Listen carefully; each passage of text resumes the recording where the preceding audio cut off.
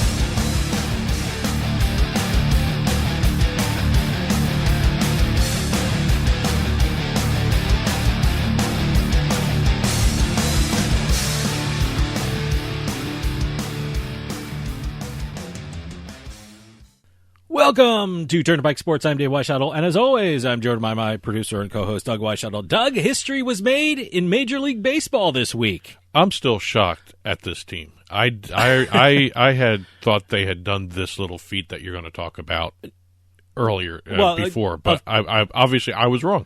Of course, we're talking about Joe Musgrove, the San Diego kid who grew up in San Diego, pitched a no-hitter for the San Diego Padres, and it was their first ever no-hitter, which is shocking, which means now that all Major League Baseball teams have thrown a no-hitter.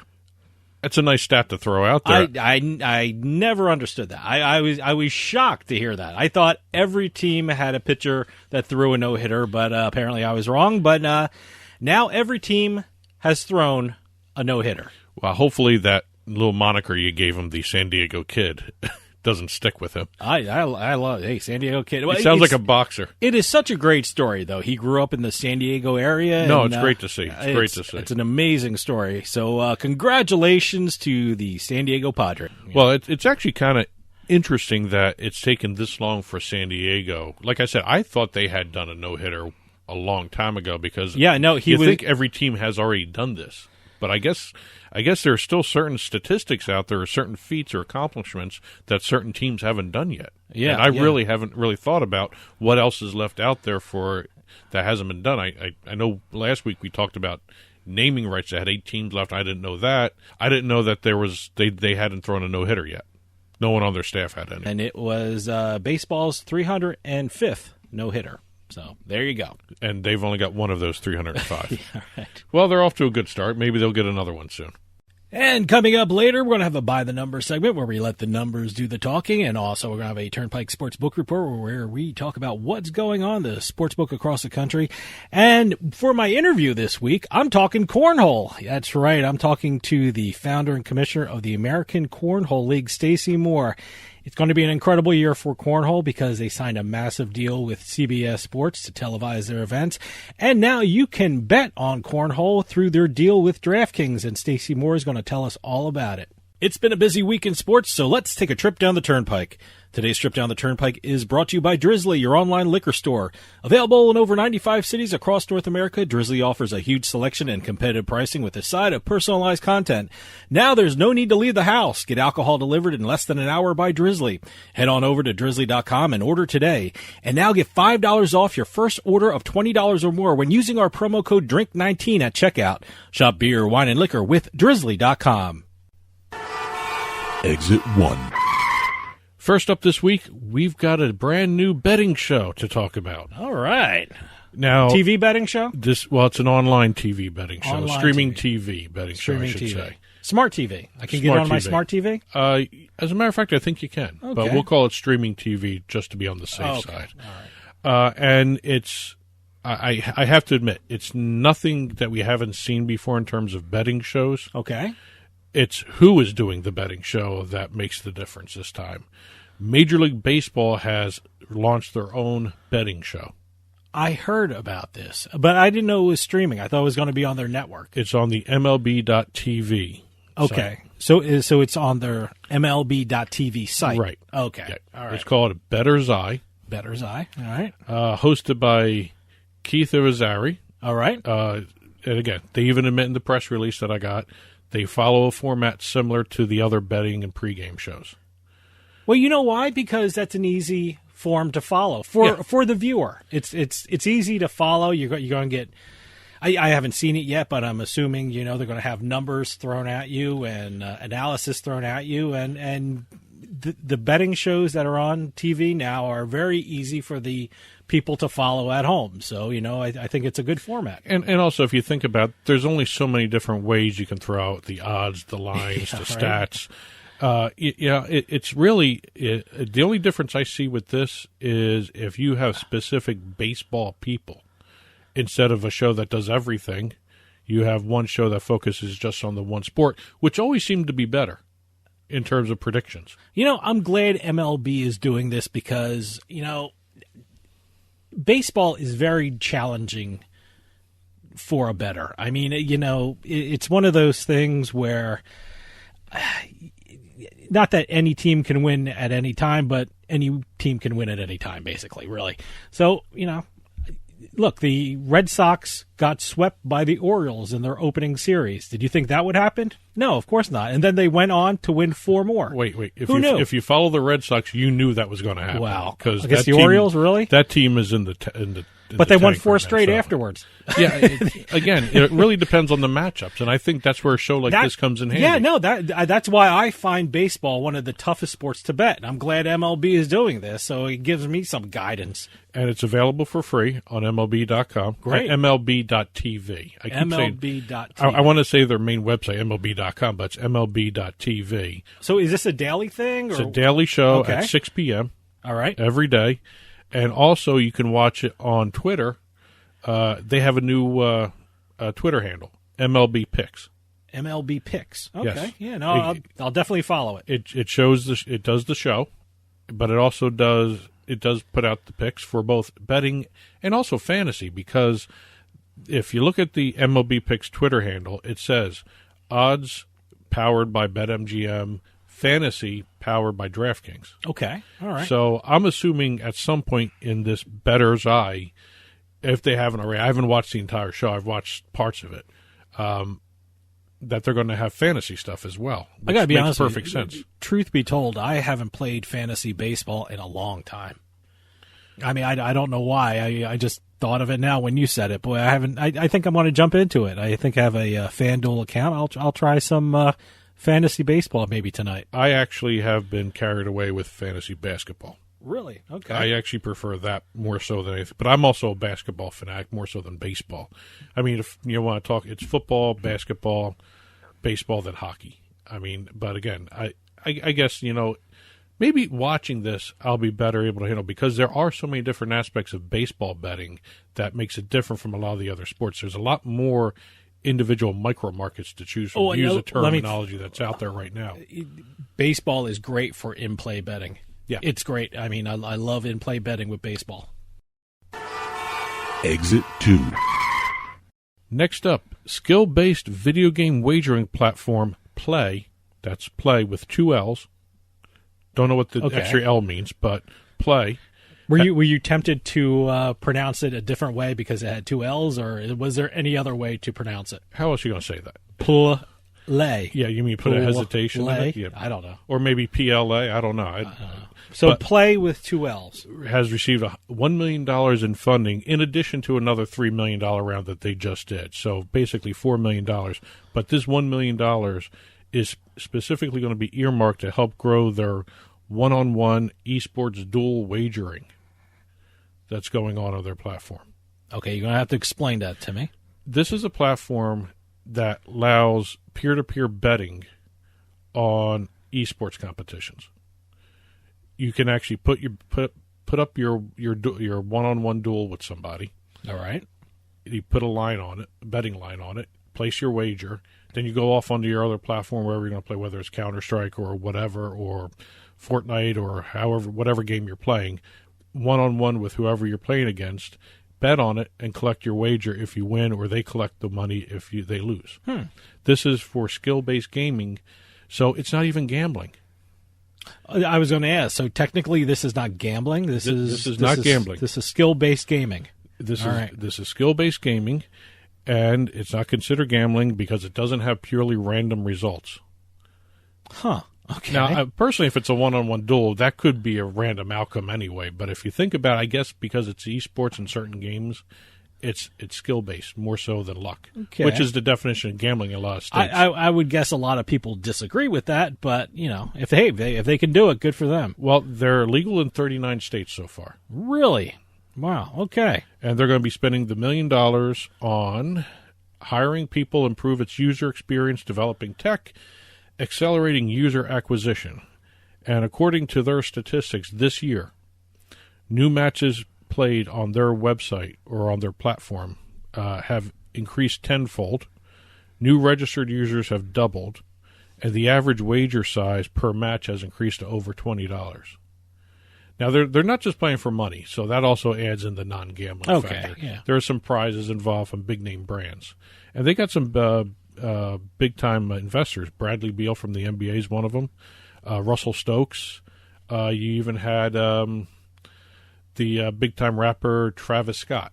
He's part of the investment group that first launched this. Okay. So this is really a step in the right direction. You sounded so old with that. What? Big-time rapper. Did I say that? You're big-time rapper. The kids really enjoy them. Let me really get out of my walker and... wow, big-time rapper. Well, big-time rapper. What makes them different, and it's the tech. Okay. They can monitor the match using an artificial intelligence algorithm, determine who won. Because that's always been the problem when you do one-on-one duels like this. You don't know exactly who won. Somebody can claim to win. Somebody else can claim it too as well. But they can they put the money in an escrow account. Then the match happens. Their AI algorithm determines who actually wins, and as soon as the AI algorithm determines who won, the money's released to the winner. Okay. So really, once you place your bet, it's out of your hands until the match is ended. Okay.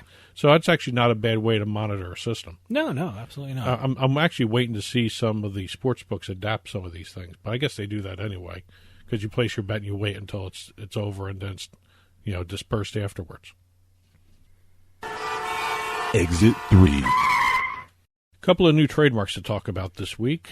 One is, I can't say it's being filed by, but it's being filed on behalf of Patrick Mahomes.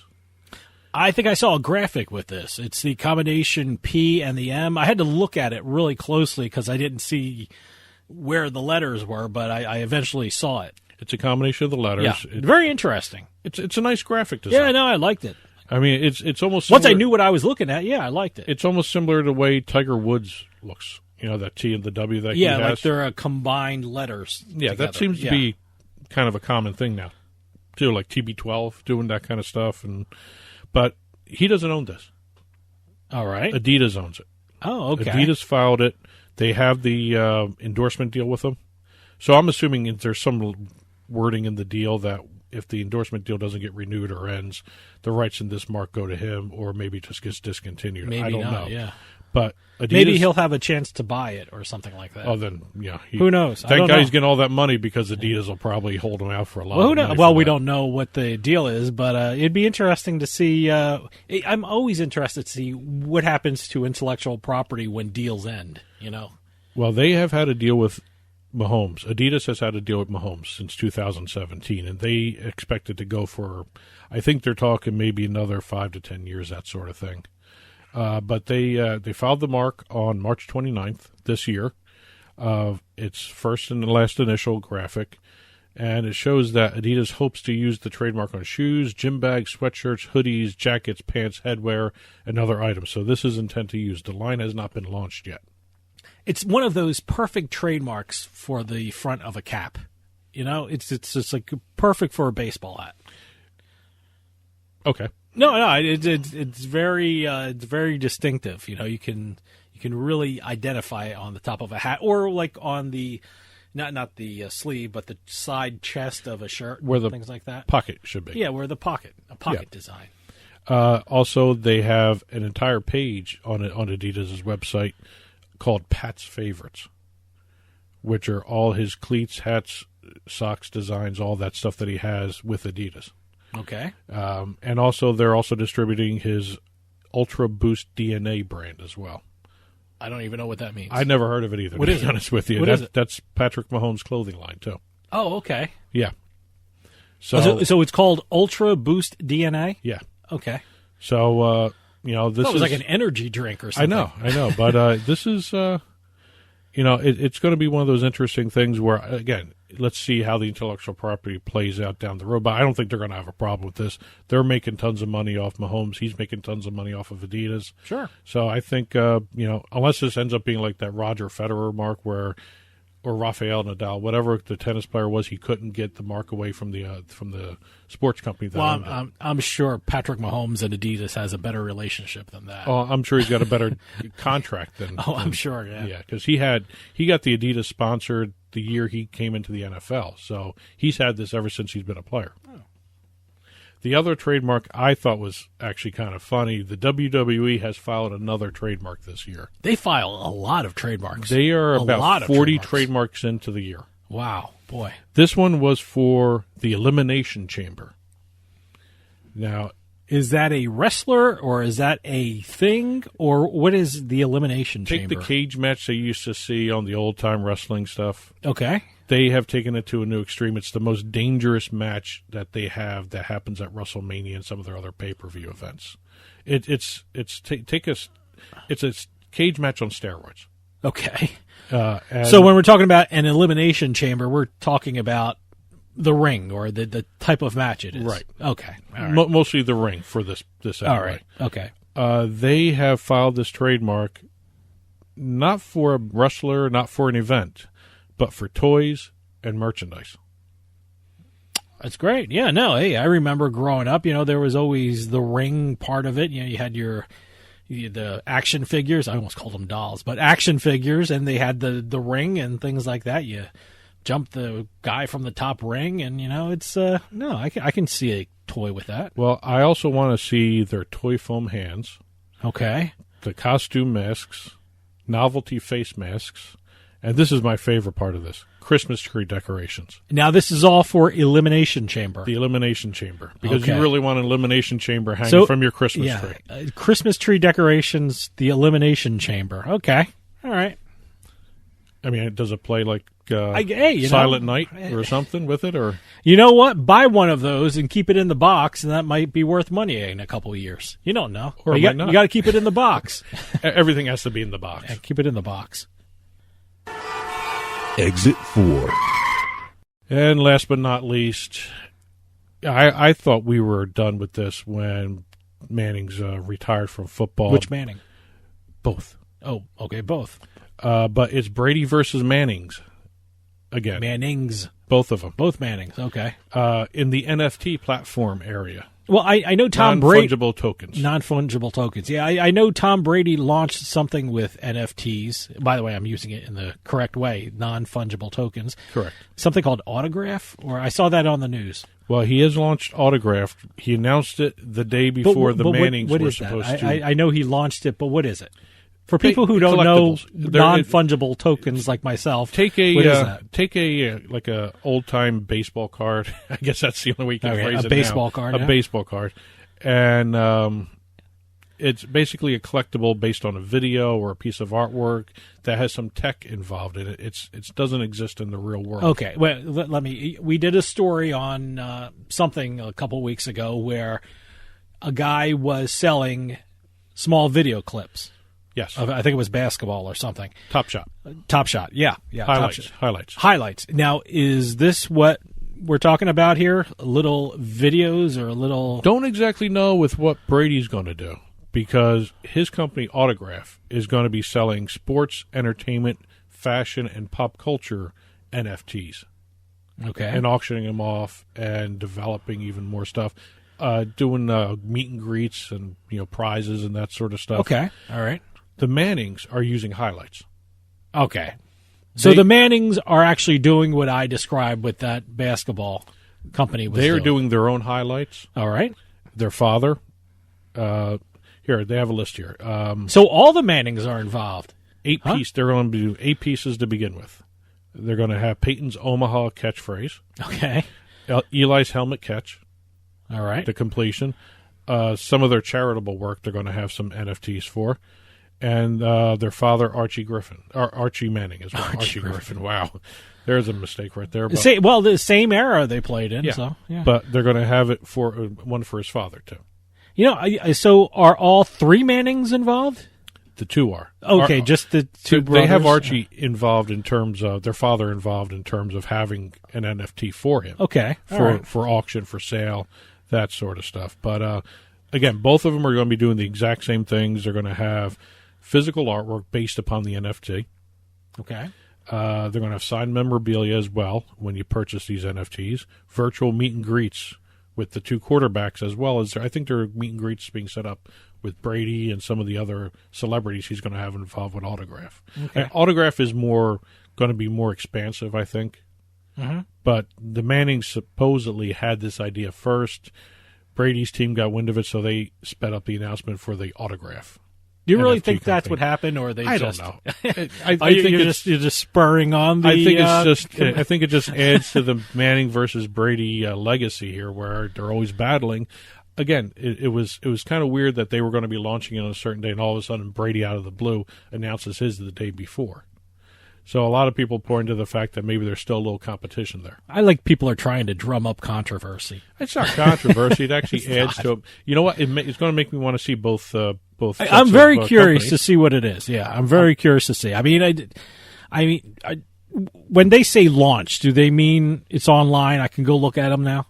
I think Autograph will be launching soon. I don't know when the Mannings are going to be launching Maker's Place on April 16th. Okay, all right. So you'll be able to see probably the Mannings before that. I'll check it out. Again, this is more and more people are doing NFTs. I know the World Poker Tour just announced an NFT. Yeah, I saw that. And they have an entire series based upon it where they're going to be auctioning off non-fungible token versions of player highlights or poker player calls, raises, that sort of thing throughout the entire series. So that's actually going to be kind of interesting to do. I mean, if you're into collectibles, this is the next step. I guess so, yeah. So, you're not going to get bubbled. So I'm assuming, let's say you're like one of these new wave collectible guys that you're interested in these non-fungible tokens.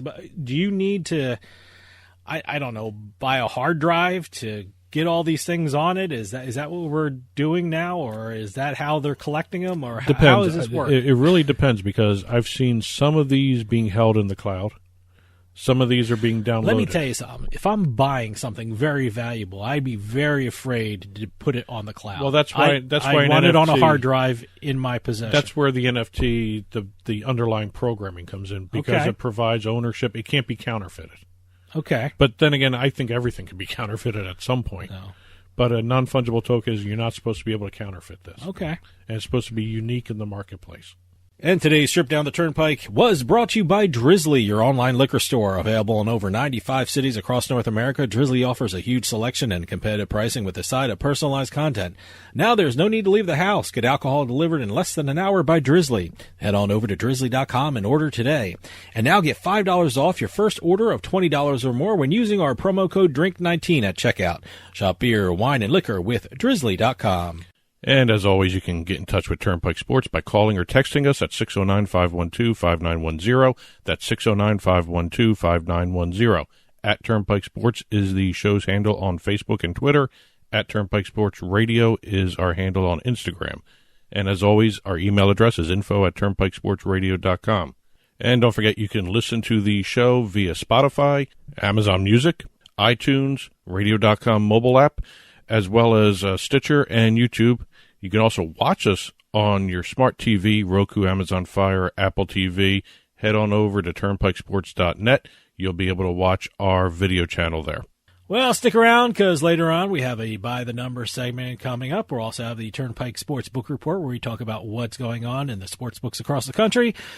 But coming up, I'm talking cornhole with the founder and commissioner of the American Cornhole League, Stacey Moore. Not only did they do a massive media deal with CBS Sports, but now you can bet on them through Draftkings. And Stacey Moore, the commissioner of the American Cornhole League, is going to tell us all about it when we come back with more Turnpike Sports.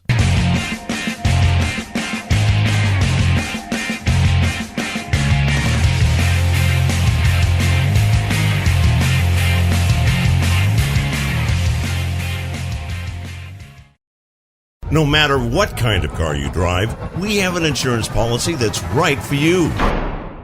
Need to insure your family minivan? We've got you covered. Need insurance for that new sports car you finally got? We've got you covered. Have an old beater that just won't quit? We've got you covered. Or maybe you hit the lottery and want to insure all your new cars.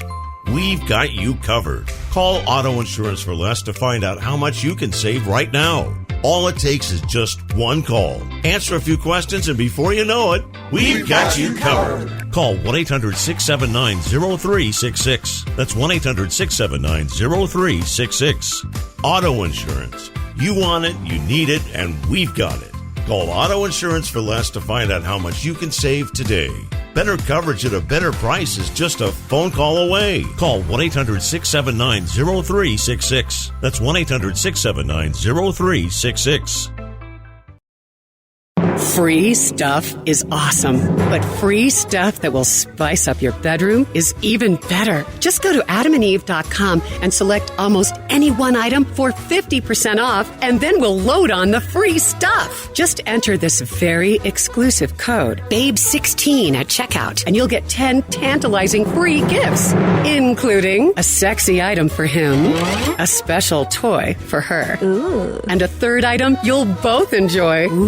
And 6 extra special bonus items that are sure to rev your engine, pique your curiosity, and even blow you away. Plus, free shipping! Always sent in discreet packaging.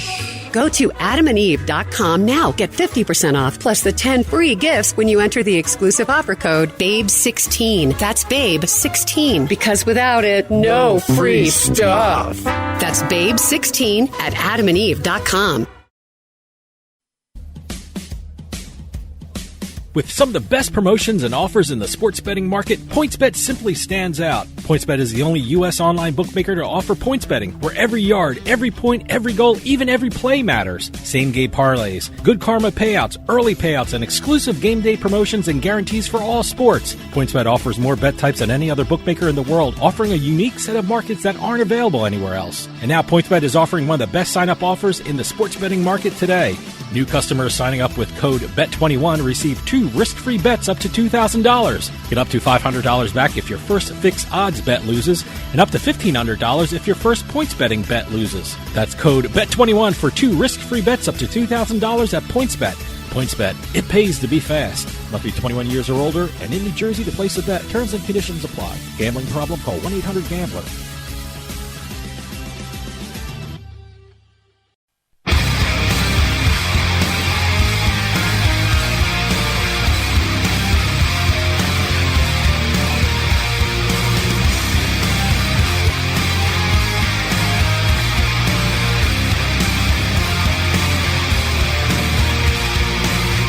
Welcome back to Turnpike Sports. You've played this game at picnics and tailgates, but Cornhole has been taken to a new level.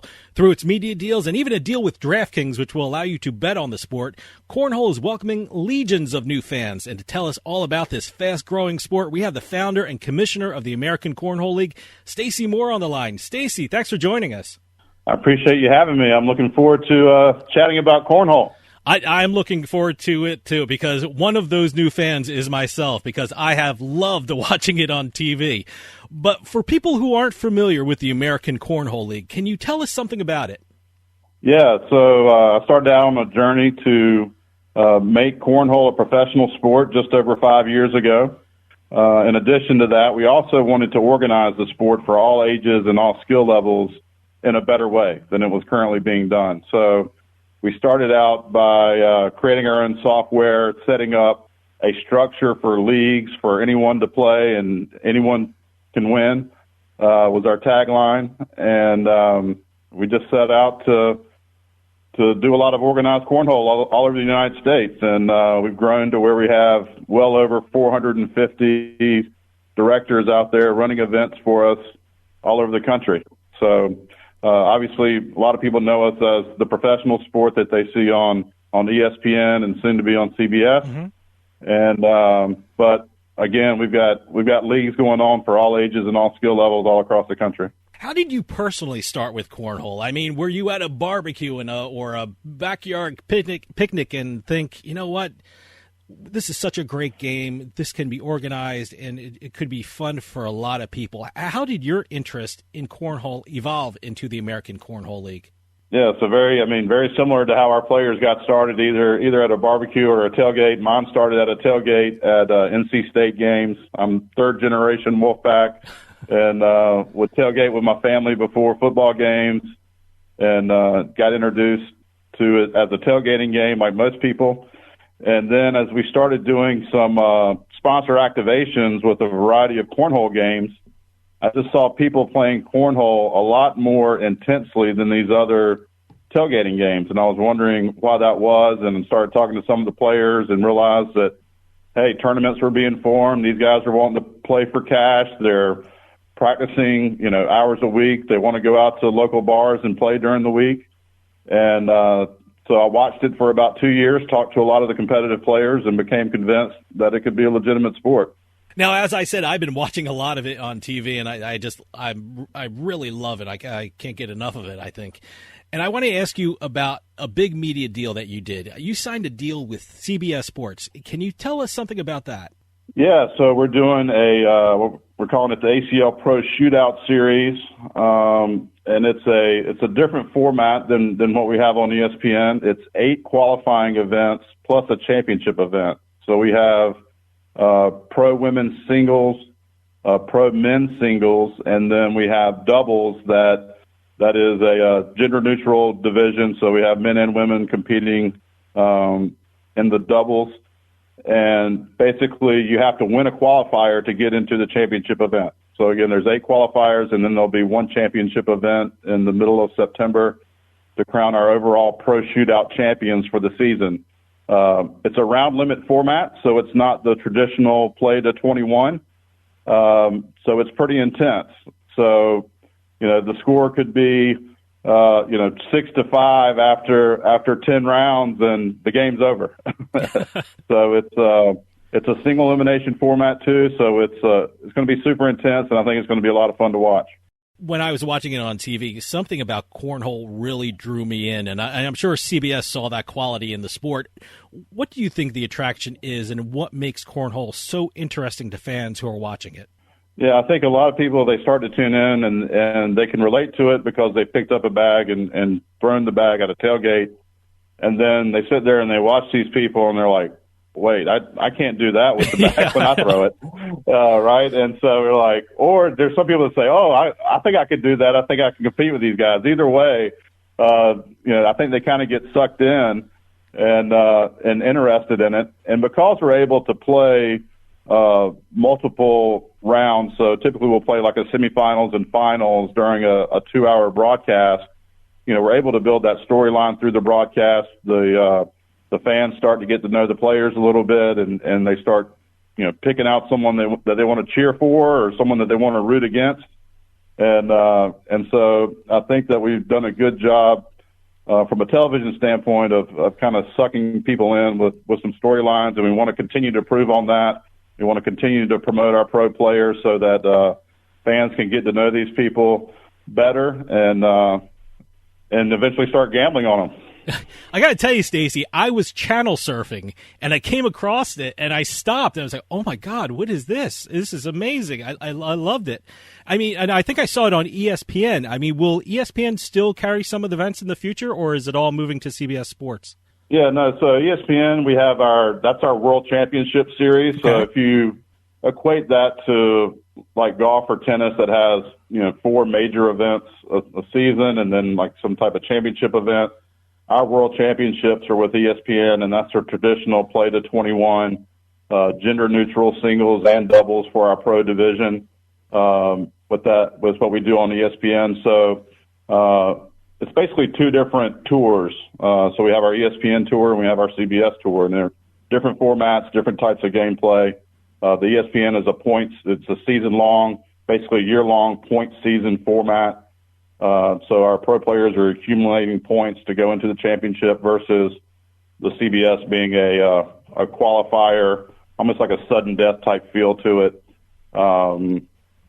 So just, like I said, two different structures, but still a lot of fun. Both of them are. Now, you mentioned now people can bet on the events. I mean, one of the major deals that you signed recently was a partnership with Draftkings where people can actually bet on some of the events you were talking about. Tell us something about the deal with Draftkings and what can fans expect from that relationship? Yeah, so we were super pleased to announce our official sports betting partner with Draftkings here going into this season so that they could start creating lines around our sport. So we've gone through the process and been approved by several states, and so people can actually go out and gamble on our events. Similar to how people would wager on golf or tennis, where people can place wagers on the overall winner of our singles and doubles events. They can go out and do that. So DraftKings also offers some free-to-play pools for people. So we always post a couple of free-to-play pools going into our events that people can have fun with and win some free money from DraftKings.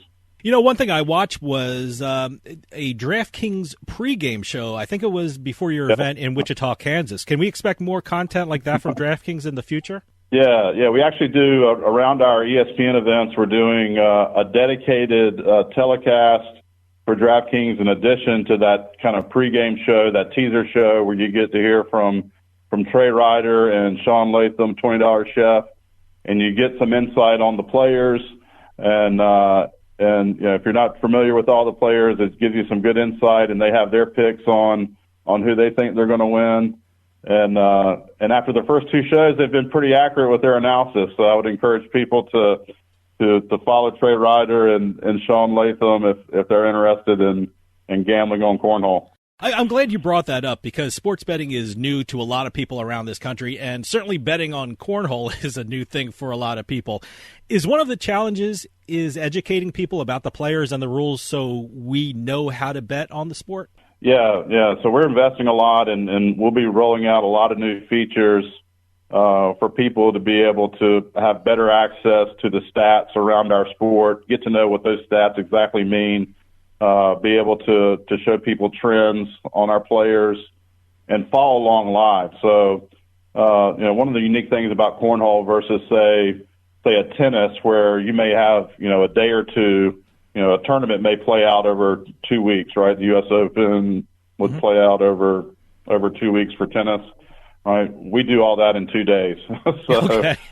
And we have, we'll have 64 matches going on at one time, and we have a massive scoreboard where people can follow the scores live on what's going on each one of the courts with each one of the players, and so it can be pretty intense. And but we have to do, make improvements in how we're communicating all that information to our fans. And we want to arm them with as much information as possible so that they can have fun wagering on our sport, playing fantasy, or just following along on one of our digital or national linear television broadcasts. Now, sports betting rules are different in every state. I mean, right now, which states can I place a bet on cornhole? So that's an evolving list. Okay. I believe it's New Jersey is one of the biggest ones. I think we just got Pennsylvania and Colorado and Indiana, I believe. So they're rolling out now. By the way, that question was purely selfish because I'm sitting in New Jersey and I want to make sure I can bet on. Yeah. I want to make sure I can bet on cornhole. I mean, do you plan on offering it in other states as well? Is this a continuing list that'll be rolled out soon? Yeah, and that's where DraftKings has been great support for us, getting us legalized in the different states. As you go through this process, as a niche sport and a sport that a lot of gaming commissions, might not be immediately familiar with. Yeah. Each state has their own process for approval. And we've gotten great support from DraftKings in helping us navigate through all that. It's certainly been a learning experience for me. And we're just, hopefully we want to, anywhere where there's sports betting, we want to be legalized in that state. So we're aggressively moving towards that goal so that hopefully by our World Championships in August, any state that has legal sports betting, you'll be able to bet on cornhole. Now, you mentioned DraftKings is offering free-to-play games with regard to cornhole. Can you tell us something about that? Because I think these are a great thing for people to get used to betting on cornhole and learn to bet on cornhole. Tell us something about the free-to-play games. Yeah, the free-to-play games, usually it's like 10 questions, and it's things like, who do you think is gonna win more games during the event, Matt Guy or Jamie Graham, or how many players are going to have over 10 points per round average, and you get multiple choice questions around that. So it's something that you can participate and play even if you don't know anything about cornhole. It's good that you can make some choices in these free to play pools, and then you can follow on the action to see how your picks come out as our event unfolds. One of the things that people say about sports betting is that it's great for fan engagement and a way for people to get more involved with the sport. What are you hoping for the sport of cornhole with this deal with DraftKings? Yeah, I'm a big believer in that, and so it's been, since I was on a mission to make cornhole a professional sport, I knew that having legalized gambling on our sport was going to be key for our growth and to develop I would say that next tier of fans or that next tier of fan base. So we've obviously done a fantastic job of developing some really hardcore cornhole fans. But a lot of the sports gamblers are casual fans of a lot of sports. And, that's where a big fan base is, obviously, for the NFL and other major sports that may not want to openly admit how important sports gambling is to them, but I'm willing to admit it. Sports gambling is really important to us, and I believe is going to be a critical component in the growth of our casual fan base going forward. Tell us about the American Cornhole League's events themselves. Are they single player? Are they teams? Tell us how these events are set up. Yes, we have primarily we have a singles tournament and doubles tournament similar to what you would find in tennis. We also have a team format that we call a Crew Cup. That's a 4-person team. We do another team event called the World Cup at our World Championships that has 16 players on a team. So one of the cool things about cornhole and what we're doing with the sport is we're creating a lot of different formats, both team and individual, singles, doubles, and team formats that are a lot of fun for people. And I've seen your prize pools, and they're amazing. Tell us something about what the players can win if they do very well in these events. Yeah, so our minimum publicly guaranteed prize pool for ACL Pro players is $500,000. Whoa! To date, within our league season to date, we've paid out over $1.6 million to cornhole players all across the country. And that's at a variety of different skill levels. So, we do pay out at our other tournaments for advanced players and competitive players. And, we expect to cross the 2 million threshold here this season pretty easily within the next month or two. Certainly what we see on television are some of the top cornhole players in the world, but if someone wants to get involved in competitive cornhole, how do they get started? I mean, do you have amateur events? Are there collegiate events? How does one get started in the world of competitive cornhole? Yeah, so you go to iPlayACL.com and you find a local director in your area and you sign up for one of those events, and that's the best way to get started is to go out and start playing against these players and see where you're at skill level wise. And we have a ton of players that, they don't have a desire to become professional at the sport, and that's great. They can still go out to their local leagues and have a lot of fun playing in ACL events, but there's a path for anyone that wants to become a professional cornhole player. It starts at the local level.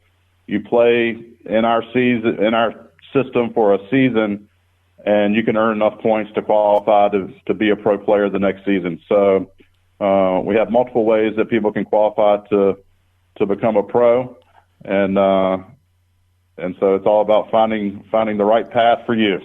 I have to tell you, one of the great resources for cornhole is your website. I mean, when people go there, what can they expect to see? Walk us through some of the features of your website. Yeah, so not only, obviously, you can see information about our events coming up and our pros from the national level, but it has a directory of all of our local directors, our local events that are going on. You can find events in your area. obviously rules of the game, the equipment guidelines. That's something that's really important. There's a lot of, I would say, could be some misconceptions out there about levels of equipment in the general public. And so we set the equipment standards for the sport. So we designate equipment levels as ACL Pro, ACL Competitive, or ACL Rec, so that consumers out there can know, if they're buying an ACL Rec product, they know that that's not the level of equipment that our pros are playing with. But if they want to play with the best, then they need to look for the ACL Pro mark on any cornhole equipment that they buy. And so we don't like it when people are out there peddling what we would consider to be a rec product that performance-wise is not up to standards to what people see on television. And so education on the equipment market is definitely one of the great things about our website. One of the other things I learned by looking at your website is that you have something for all skill levels, which is a very rare thing for a competitive sport. Do you think that one of the attractions for cornhole is that you can begin to play and get better and rise through the ranks to possibly become a very competitive player that actually possibly earns prize money? I mean, that's so attractive for a lot of players. Yeah, absolutely. Anyone can play, anyone can win, and we do have a prize money structure for the different skill levels, which is pretty cool, and I think unique for casual sports. I don't know, like I grew up as a tennis player, and I take a lot of what we do from tennis, but I was out there playing in local leagues and things like that, but not looking to make any money. I was just doing it for fun. But people are able to play in local league events as a competitive player, and still maybe win a little bit of beer money through in local leagues. And that sort of thing. It's pretty cool. Also on your website, there's a link for the ACL Digital Network. What is that, and what can people expect to see when they go there to the Cornhole Digital Network? Yeah, so obviously our main events are the ones that we're putting on ESPN and CBS, but around that, typically our national events are 2 to 3 day events where we're playing cornhole 10 to 12 hours a day.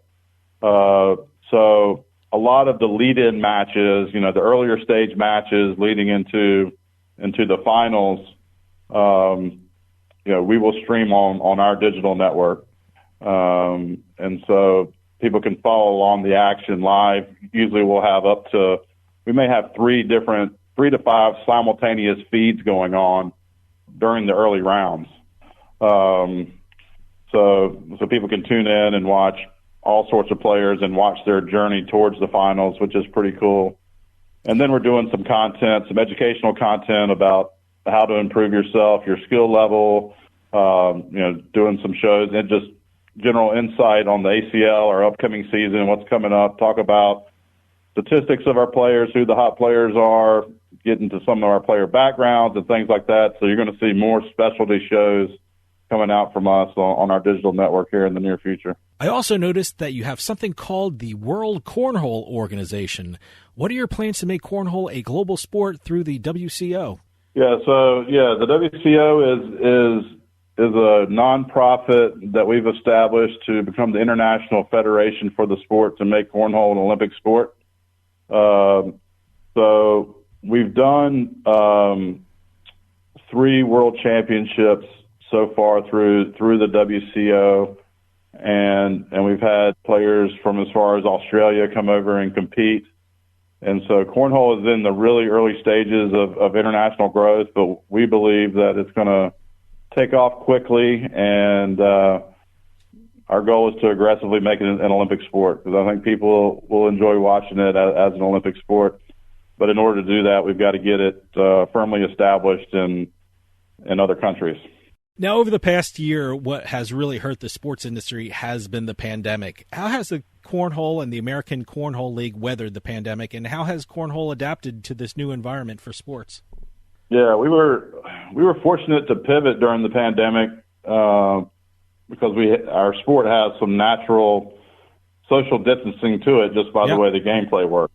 So that ended up working out in our benefit with the way that we were able to adjust our rules and convince ESPN that we could be the first live sport back on television. And so we're coming up, I think, on our 1-year anniversary here in May, where we set on a 7-week journey across the country during the pandemic and did 7 4-hour shows on ESPN main network with essentially what became the pro shootout format that we're doing on CBS this year. So what we ended up pivoting to during the pandemic ended up evolving into this ACL Pro Shootout that's on CBS here this summer. What are some of the upcoming events that we should be looking forward to from the American Cornhole League, and where can we see them? Yes, we have our Bag Brawl on ESPN coming up April 30th through May the 1st. You can check out that action on the ACL Digital Network, ESPN3 and ESPN2 during that weekend. And then May 15th is our first ACL Pro Shootout qualifier in Erie, Pennsylvania. And that will be on CBS Network and CBS that weekend of May the 15th. And then June the 4th from Mohegan Sun will be our second ACL Pro Shootout on CBS Sports Network and CBS. Stacey, we're running out of time, but can you tell people how they can find out more about the American Cornhole League and keep up with the events that you're holding in the future?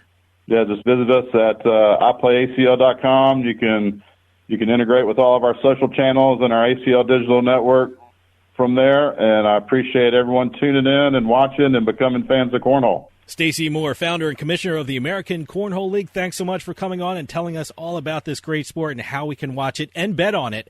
It's an incredible sport, and it's only going to get bigger. So please come back on and keep us updated on what's next for the American Cornhole League. Anytime. I really appreciate you having me. All right, stick around. We'll be right back with more Turnpike Sports.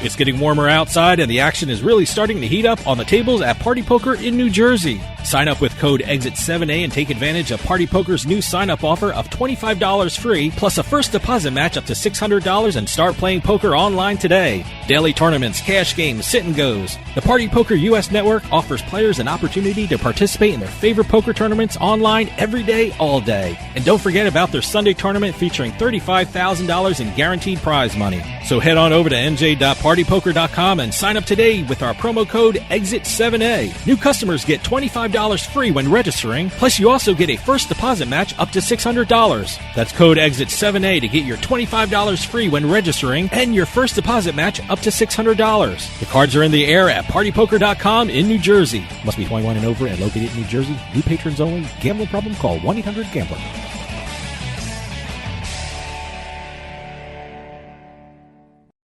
We'll get right back to the show, but I want to take a minute to talk to you about Bean Genius.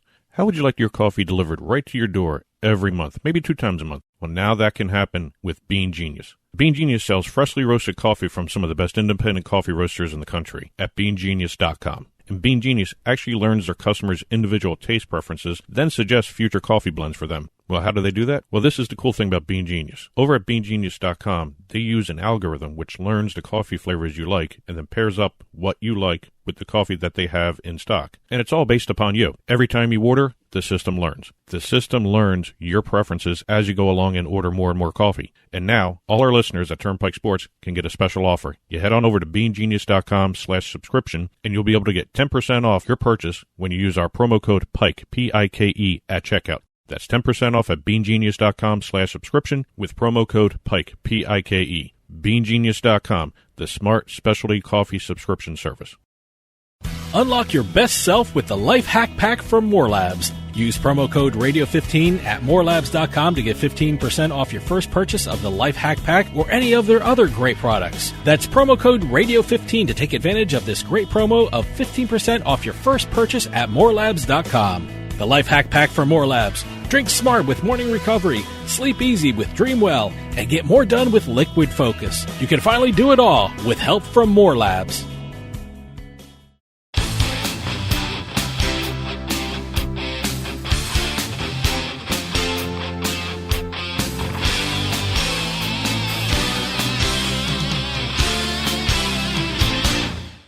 And By the Numbers is sponsored by Play Sugar House Online Casino and Sportsbook in New Jersey. Sign up at playsugarhouse.com/pike and get a first deposit match of up to $250. Enjoy the casino experience online. Play Sugar House offers over 400 games online, slots, table games, hey, even bingo. It's like being in a casino without leaving your home.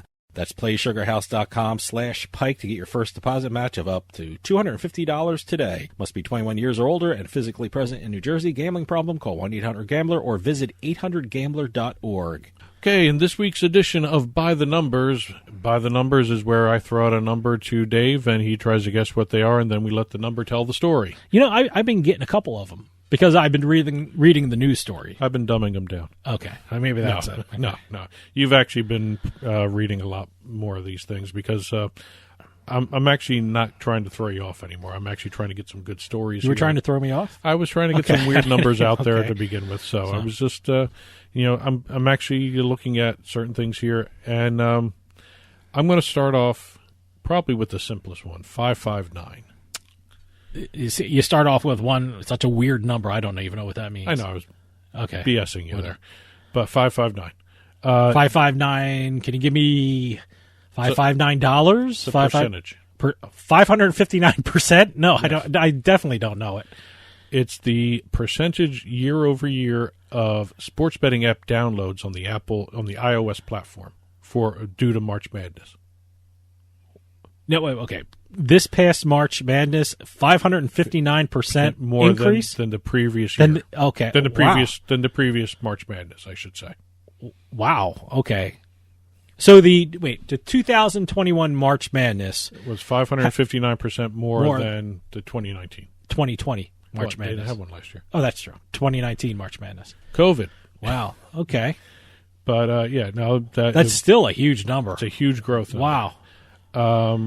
Well, because you know why? There's more states with sports betting. Yep. There's more sports betting apps. I can't believe the amount of providers that are out there. So. FanDuel had 36% of the market. Draftkings was 28%. BetMGM was third with 12%. Penn National Gaming came in at single-digit download share. That's the Barstool Sports app. So they're still growing. So probably next year will be even more. Monthly active users for FanDuel and DraftKings both rose about 12% in March from February of this year to reach record levels. Wow. Okay. So March Madness does impact a lot of these downloads. I wonder...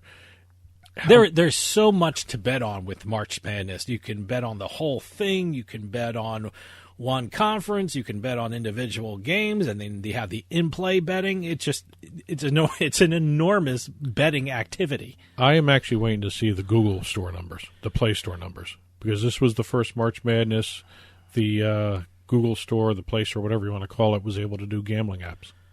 Oh, that's true. Yeah.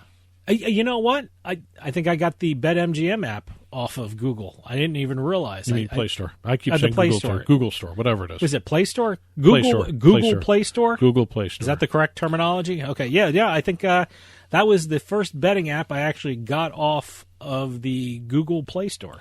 Well, after last year, everything's going to be up.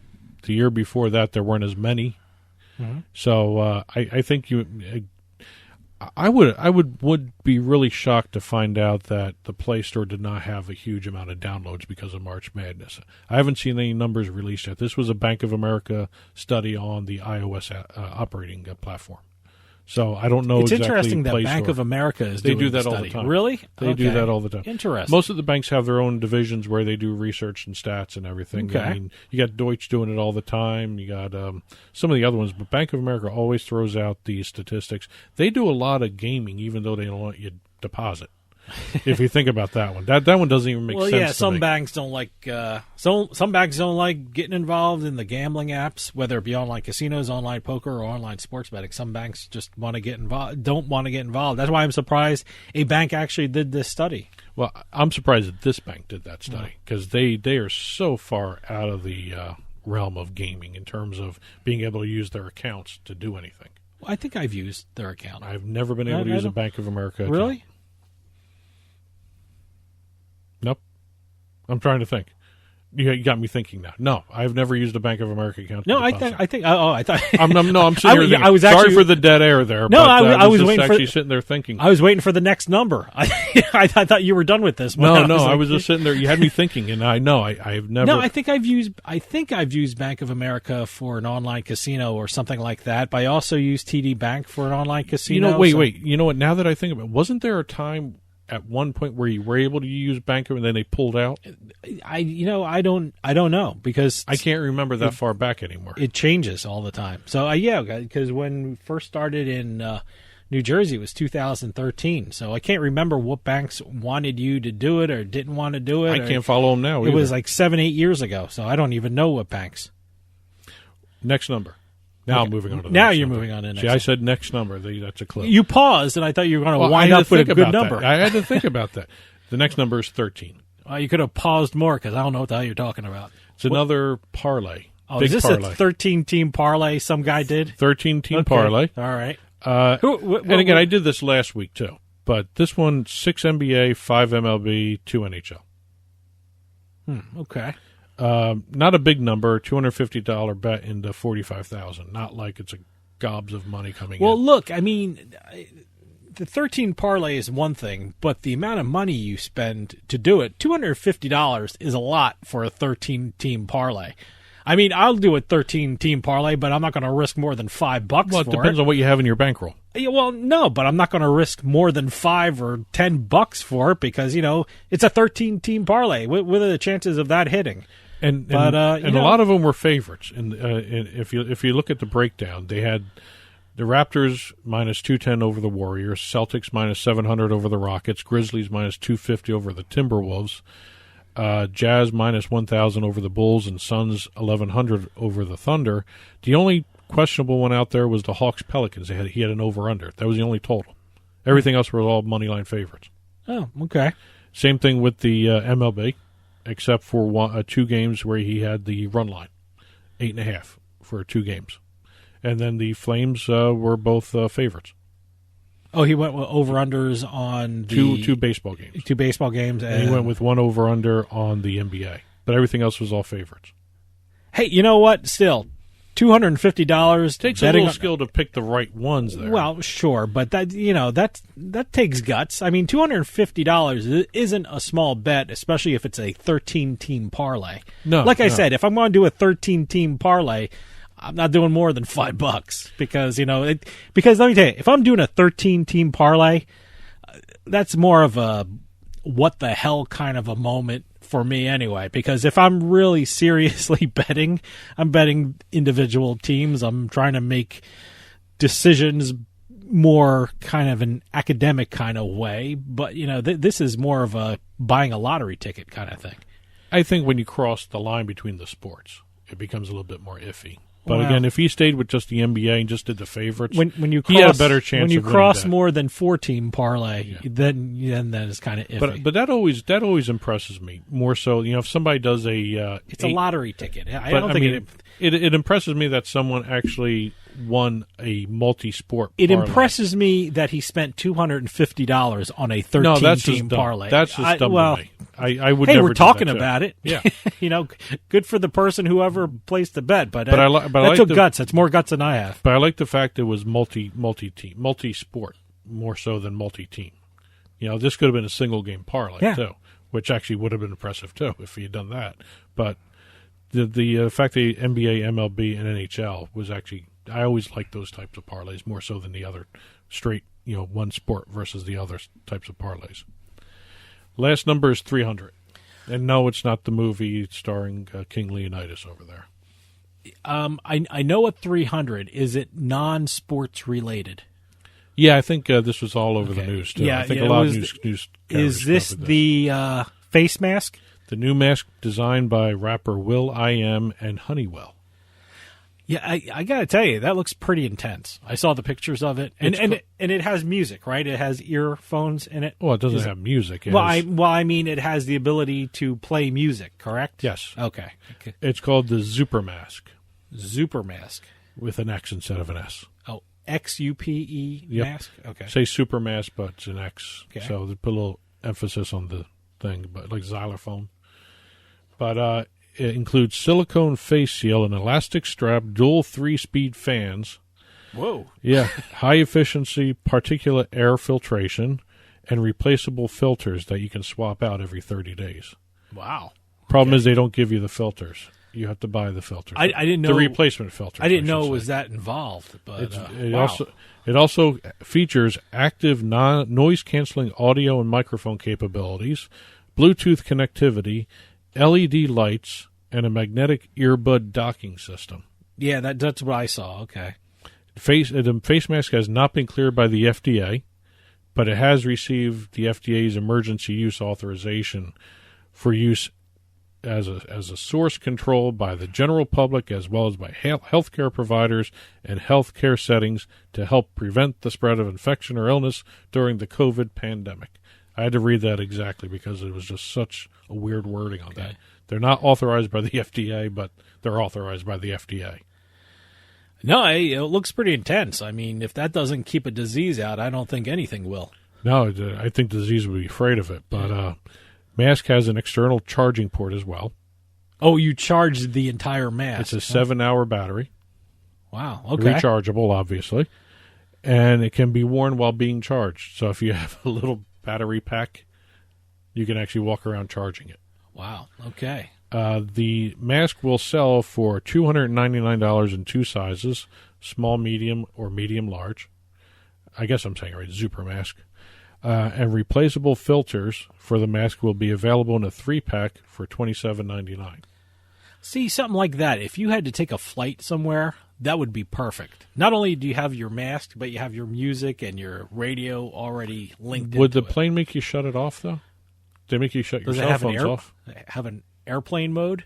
I didn't even think of that one. I mean, I would think something I has would to be guess prepared for that. I don't know. You'd be okay with it. I mean, I don't think it takes a lot of power. Well, the battery lasts 7 hours, and the filter lasts 30 days. Well, I'm I wonder if I'm also talking about I'm assuming the Bluetooth music inputs kind of thing. I'm assuming you'd probably be able to hook into the plane's sound system. I don't even know if that's even possible. I mean, so there's got to be. I mean, some of them make you shut off the phone still. Yeah, I know. You put it on airplane mode. Yeah, that's what I mean. I wonder if this mask has airplane mode. I wonder if the fan makes noise. You see, I didn't even know it had a fan. I mean, it's just a weird mask to design. I wonder if it does make noise. Yeah. I mean, I got to tell you, it must be the most comfortable thing in the world. You have a fan, you have filters, you got your music or your talk station or your podcast phone, or you're talking on your phone. You know? I don't know. It seems a little excessive. Maybe if it came out earlier in the pandemic, it'd probably be a huge hit. But right now, I think it looks pretty cool, though. You know, that was pretty intense. It looks like something out of Star Wars. Yeah, no, you look like Boba Fett. There you go. Yeah. Well, stick around because right after this, we have the Turnpike Sports Book Report where we talk about what's going on in the sports books across the country. So stick around. We'll be right back with more Turnpike Sports.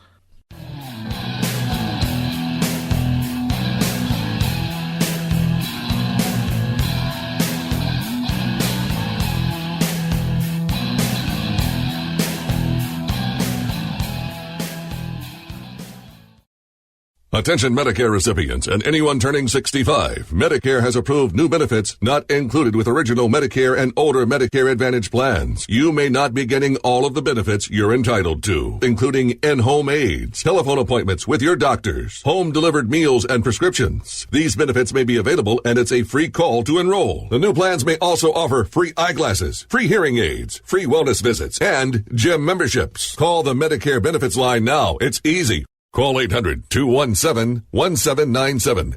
800-217-1797. Find out if you're eligible for new benefits like meal and prescription delivery, in-home aids, and telemedicine. Some plans may have a $0 monthly premium or zero copays for big out-of-pocket savings. Not all Medicare Advantage plans are alike. The new plans have more benefits for many people. Call 800-217-1797. 800-217-1797. 800-217-1797. Turnpike Sports is brought to you by Drizzly, your online liquor store. Available in over 95 cities across North America, Drizzly offers a huge selection and competitive pricing with a side of personalized content. Now there's no need to leave the house. Get alcohol delivered in less than an hour by Drizzly. Head on over to drizzly.com and order today. And now get $5 off your first order of $20 or more when using promo code DRINK19 at checkout. Shop beer, wine, and liquor with Drizzly.com. Sometimes life is wonderful, and sometimes it's not. Cherish the good, but always be prepared for life's challenges. At Private Healthcare, we provide the peace of mind you deserve. With Private Healthcare, you'll get the coverage you want and healthcare you need. If your employer doesn't supply healthcare coverage and you don't qualify for Medicare or Medicaid, you need to give us a call right now. Private Healthcare is private health insurance for ages 65 and under with medical, dental, vision, and even prescription coverage. When life comes at you unexpectedly, you need to be ready. And health insurance is your financial safety net. If you're looking for health coverage at the best price and your annual household income is $35,000 or more, give us a call at 800-231-9279. That's 800-231-9279. 800-231-9279.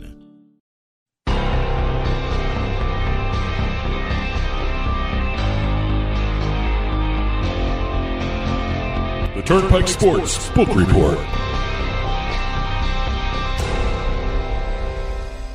The Turnpike Sports Book Report is brought to you by BorgataSports.com. Your favorite casinos now, your favorite sports book available anywhere in New Jersey, BorgataSports.com. Sign up at BorgataSports.com using our promo code PIKE, that's P-I-K-E, and you get a risk-free bet up to $300 and 20 bonus dollars at BorgataCasino.com. Must be 21 years or older and in New Jersey to place a bet. Terms and conditions apply. Gambling problem? Call 1-800-GAMBLER.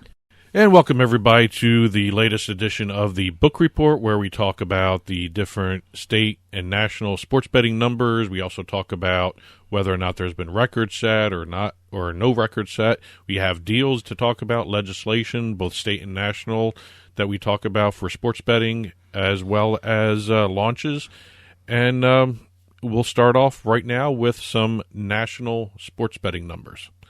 The national handle for February was just $282,000 short of the $4 billion mark. Yeah, I guess we were all waiting for Illinois, and I guess everyone thought it with the Illinois numbers, it'd be over $4 billion for the handle. But Illinois let everyone down. It just fell a little short. Illinois came in with their February sports betting numbers at $509.8 million in handle, which led to the $282,000 shy of the $4 billion mark. They had a record January in Illinois, but their February was terrible. Okay. Relatively speaking. I mean, $509.8 million handle is nothing to sneeze at there. But, again, it's one of those things where they were hoping to get another consecutive month at $4 billion. Did not happen. And, honestly, with February, with Illinois removing that in the mobile registration, going back to the in-person registration. When does that start up again? That started this month in April. Okay. See, we're in April, but we're talking February because Illinois releases their numbers. Yeah, I know. 2 months later. So in Illinois, what you're telling me is now, in order to complete your registration for online sports betting, you have to go to the physical sports book. We're back to going to the physical sports book now. to that. You can actually start the process on your phone. Yeah. But you have to go to the casino. It's just like Nevada. Okay. Let's see. Let's see. Well, they want people coming through those doors. That's what it is. Online wagering accounted for over 96% of the overall handle in February for Illinois. Revenue of $35.4 million, win rate of just under 7%. Taxes brought in $5.8 million. That's state and county together. The one thing I noticed if you go back to the national side of things, Illinois is now the number 3 state in terms of February handle. You have New Jersey with $742.9 million, Nevada with $553.8, Illinois comes in at $509.8 million. The other big state rounding out the top 4 was Pennsylvania with $509.5 million. Okay, makes sense. So again, everyone is looking for this $4 billion mark. Came close again. I guess you can probably say that was a very good month I really think you're going to get it in March, which with March Madness going on, I think you got a really good shot. Well, you got to remember, $4 billion. Everybody's February numbers were affected by the Super Bowl in January because most of the betting for the Super Bowl does occur in January. Yeah, and the Super Bowl was the 2nd or the 3rd in February. Exactly. So, But those are the February numbers. Came close. Again, New Jersey led everywhere in February for handle revenue. New Jersey brought in $46.2 million. Illinois was second for revenue. And over for taxes, New Jersey came in with $5.8 million for the state. Pennsylvania, $5.56. Illinois, $5.31 million. And Oregon rounded out the top 4 in taxes for February, $2.68. March numbers. We had 2 states reporting their March numbers, Iowa and Oregon. Oregon took it on the chin in February. Their handle for March was down almost 19% from February to $24.05 million. Now, this is for March? This is March now. Okay, this is for March. Illinois always throws everything off when you're a month behind with everything. But year-over-year handle in Oregon was up 15%, but like I said, it was down almost 19% month to month. Revenue, $1.37 million, down almost 50% from the month before. Okay. Win rate of 5.71, second lowest all time for that state. Let's see. Top sports. Basketball, $15.15 million. Soccer, $2.76.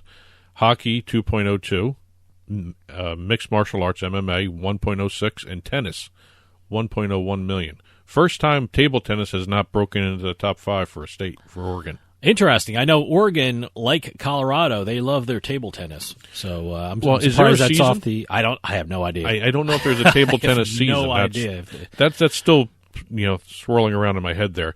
Average bet was $31.43, and total bets placed was about 765,000. That's the number of bets placed. Iowa came in with a really good month in February, 161.44. So this is February. I'm sorry. See, Illinois skills for screwing me up. March sports betting handle of $161.44 million. Mobile handle was about 86% of that total handle. They came in with about $139 million in the online handle. The handle overall, total handle, was up 12.4% from the month before. They came in with $13.45 million in revenue for the month of March. March revenue was up almost 75% from the month before. So they did a great job on revenue. Hold was 8.33%. That's almost 3 points higher than February. Kind of interesting that Oregon went down. A lot of other places went up for March too. So kind of interesting numbers there. The one other note, I saw this for Colorado, and this was in terms. A lot of different media outlets were reporting this. The tax revenue, the projected tax revenue for the fiscal year starting July 2020 to June 2021, because we're coming up on that. Mm-hmm. The projected tax revenue for the state was somewhere between $9.7 million and $11.2. They are now, after March, at $4.5 million in tax revenue. So I would say they're not going to hit those projected goals. Probably not. So it was kind of interesting. Again, this is another projection. Most of them don't even are realistic. They perfect vacuum kind of thing. Yeah. Let's go to this couple launches. It's actually being reported by a bunch of different media outlets that Superbook is now going to get the 3rd Meadowlands license. Really? So that's the rumor right now. That's the rumor. That's what's going all around. Superbook. I like Superbook. That is going to be interesting when football season rolls around, because they're the ones that do that huge football contest. Oh, great. I would love that. So I don't know if they're going to be able to do it in New Jersey, but they do it in Las Vegas. A lot of people do it through the proxy services that are out there. So it's kind of going to be kind of interesting. I wonder if the Vegas numbers or the Nevada numbers for that Superbook contest would be effective if this actually happens. I got to tell you, I hope New Jersey gets it, because I always love the pictures and I love the stories coming out of that contest. So, I hope Superbook does come number 1, and I hope they bring the contest with them. Well, let's see what happens. I mean, they've been talking about coming to Jersey for quite a while. So this would be Meadowlands, right? Meadowlands. They join FanDuel and PointsBet. Okay. So be interesting to see. I mean, that's a great combination. By the way, I have a phone charger from Superbook. I think we met them at the Ice North America. Yeah, in Boston. It was a convention. They had the Jay Cornegay. The great thing is they give all these things, these knickknacks away, and one was a phone charger, and I love this phone charger. So they have a customer in me just because they have great phone chargers. Well, another big launch, I guess you can call it a launch, TransUnion, the credit agency, sure, has announced they will be doing a subsidiary called TransUnion Gaming Services. Okay. So it's identity fraud protection, other credit services for the gaming industry. Great. They're going to help police everything, with the sign-ups and making sure identities are proper. There's no leaks of identities for people registering. So kind of a unique little thing to see going on. That's a B2B kind of thing, not a B2C. You may not even see it as a consumer betting on some of these things, but it's good to know that they're there. Exactly. That's what that's for. It's protection. Also, let's go over to legislation. I know we're going to talk about New York, but let's hit the first state to legalize sports betting in 2021, and that was Wyoming. Yes, Wyoming. Welcome to the family, Wyoming.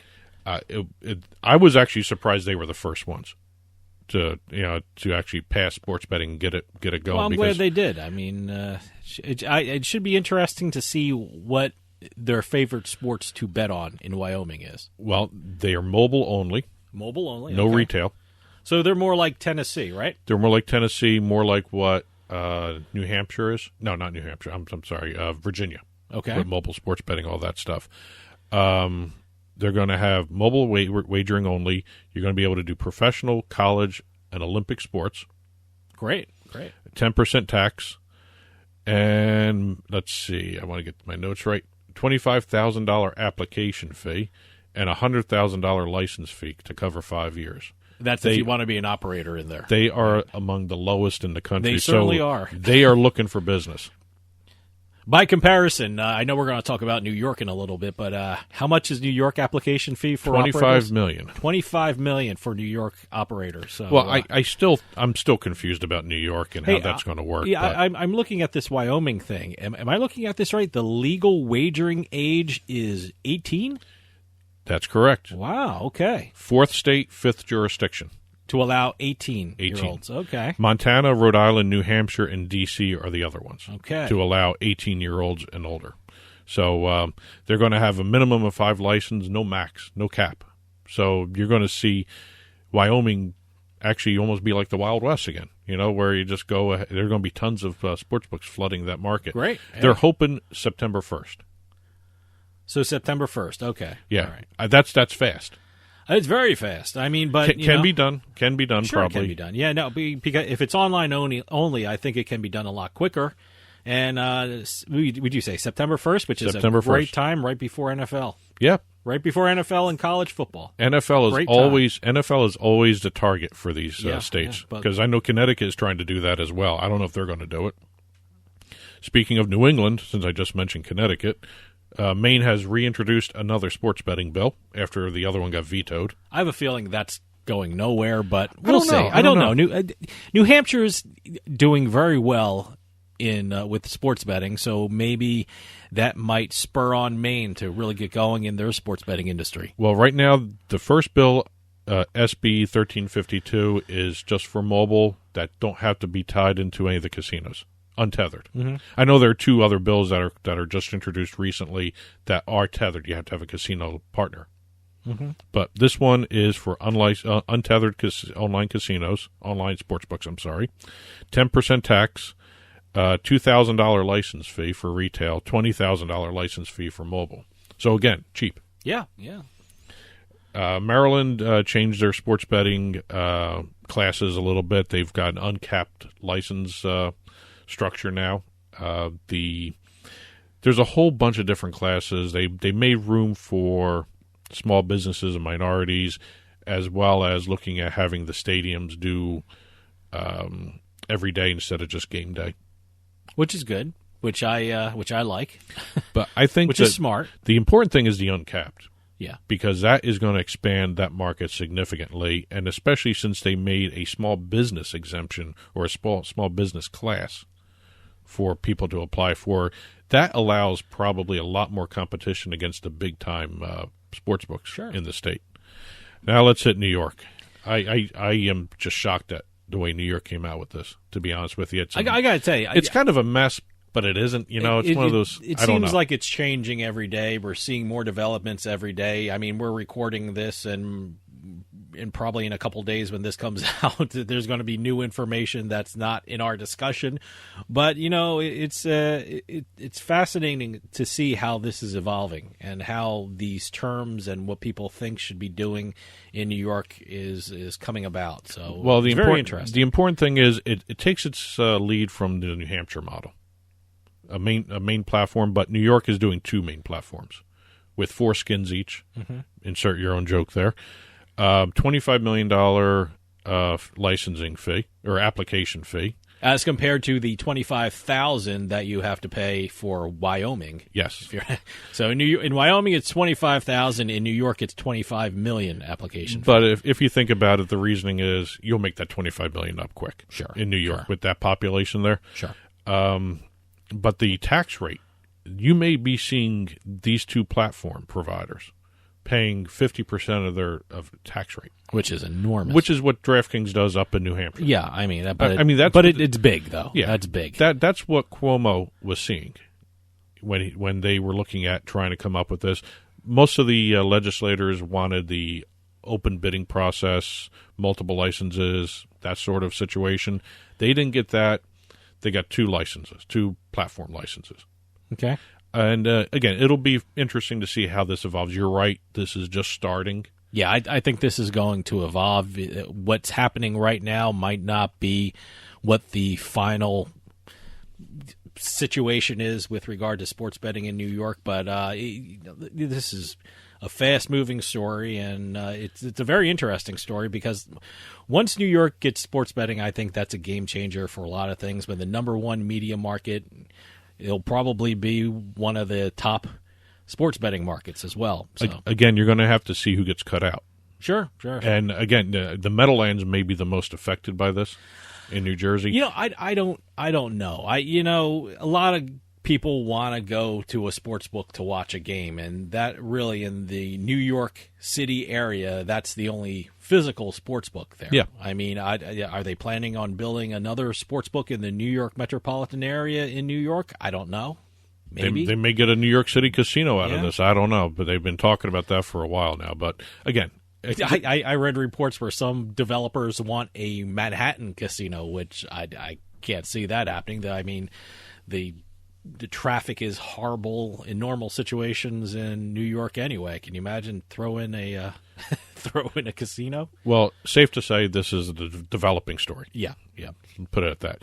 And last but not least, let's hit a couple deals since we're running short on time. And again, if we haven't hit upon a story that is in my notes here, we always put up the entire book report on our blog. Go to turnpikesportsradio.com, click on the blog button. You'll see the stories we're talking about and some stories we haven't talked about on the blog itself. Two deals. Better View, which is a content, odds and stats content provider company. Mm-hmm. They did a deal with Bolero, which runs bowling lanes across the country. All right. Also, Bolero is also, I think, part owner of the Pro Bowlers Association. I've been watching bowling a lot. I mean, I kind of been enjoying it. I like the graphics that they have now on this side. They can show where the ball is going and how it curves and the angle and degree it hits the pins. I think it's amazing now with bowling. Well, they have done a deal with Better View where when you go into the Bolero branded lanes or whatever what they call them, because they have like 3 different types of lanes under their company umbrella, you'll be able to get betting stats. Wow. Okay. On their TV systems. Good. That's from Better View. Maxim has entered the sports betting and iCasino industry. Maxim, the magazine. Maxim magazine. Okay. The men's magazine, the men's lifestyle magazine, whatever you want to call it. They did a deal with Carousel Group to launch MaximBet.com. Okay. So we'll see when that launches. They've been talking about it for a little while. Nothing set on when the actual launch date's going to be, but they are talking about possibly a state like New Jersey having it first. Hey, great. Because Carousel is already licensed in New Jersey. We're working on their license. I would certainly check it out. And one last little note. Scientific Games did a deal with BetSwap, which is sort of like PropSwap, but you incorporate it into the sportsbook itself. Oh, okay. So you can actually put BetSwap. The BetSwap enables people to sell their betting slips. Okay. Between each other. All right. And that'll be incorporated into the Scientific Games sports betting platform. Interesting. Wow. So that's it for this week's book report. I'm glad everyone joined us. If you have any news or stories you want to see included here, info@turnpikesportsradio.com is the best way to reach us, or you can comment on the blog, and we'll see you next week. And that'll do it for us. We'll see you next time on the Turnpike.